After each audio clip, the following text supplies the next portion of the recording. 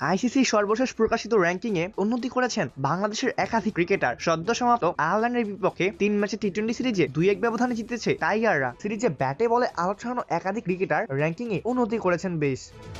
টি-20তে বোলারদের র্যাঙ্কিংয়ে শীর্ষ 10-এ আগে থেকেই ছিলেন মোস্তাফিজুর রহমান। এবার আরো 2 ধাপে গিয়ে উন্নতি করে উঠেছেন 8ম স্থানে। এছাড়া 3 ধাপে গিয়ে 14 নম্বরে রয়েছেন শেখ মাহেদী হাসান। নাসুম আহমেদ এগিয়েছেন 5 ধাপ, রয়েছেন 25 নম্বরে। সমান 5 ধাপ উন্নতি করে রিশাদ হোসেন আছেন 19তম স্থানে। 2 ধাপে গিয়ে তানজিম হাসান সাকিব আছেন 50 নম্বরে। আইরিশ বোলারদের অনেকেও এগিয়েছেন। 13 ধাপ উন্নতি করে 50 নম্বরে রয়েছেন মার্ক আডার। বড় লাফ দিয়েছেন ম্যাথু হামফ্রিজ। 40 ধাপ এগিয়ে 73 নম্বরে রয়েছেন তিনি। 21 ধাপ উন্নতি করে ব্যারি ম্যাট্রিক রয়েছেন 74 নম্বরে।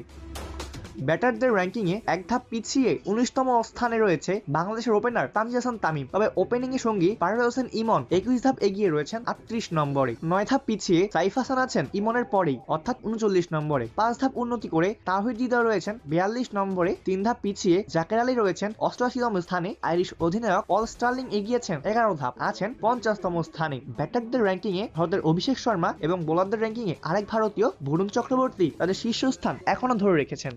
অপূর্ব দাস, প্লেভাস নিউজ।